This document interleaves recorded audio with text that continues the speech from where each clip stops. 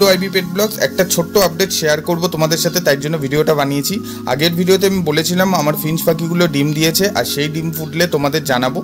অনেকগুলো ডিম দিয়েছিল আর প্রত্যেকটা নেস্টের মধ্যে ডিম ছিল, বাট সব ডিম ফোটেনি। যেগুলো ফুটেছে সেগুলো দেখাই। এদের 3টে বাচ্চা ফুটেছে আর অ্যাবান্ডান্ট ফিঞ্চের 2টো বাচ্চা ফুটেছে। বাচ্চাগুলো এখন অনেকটাই ছোট, তাই তার বাবা মা তাদের খাইয়ে দিচ্ছে, আর সঙ্গে সঙ্গে নিজে নিজে কিভাবে খেতে হয় সেটাও শেখাচ্ছে।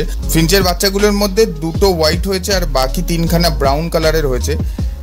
বাচ্চাগুলো ফুটে গেলে আমি এগ ফুডটা বেশি দিয়ে থাকি, যাতে এদের মা বাবা বাচ্চাগুলোকে খাওয়াতে পারে। বাকিদের ডিম ফুটলেও বাচ্চাগুলো সারভাইভ করতে পারেনি। এদের 2টো বাচ্চা ফুটেছিল বাট সারভাইভ করতে পারেনি, এরা আবার ডিম দিয়েছে।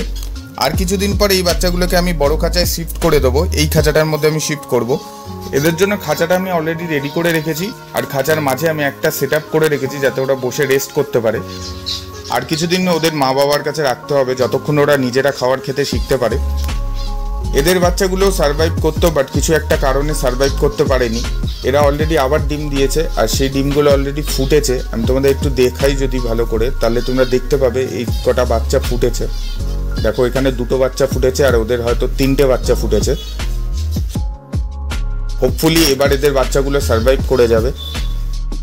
এই ছোট্ট আপডেটটা তোমাদের সাথে শেয়ার করব বলে ভিডিওটা বানিয়েছিলাম। দেখা হচ্ছে নেক্সট ভিডিওতে, ততক্ষণের জন্য টাটা।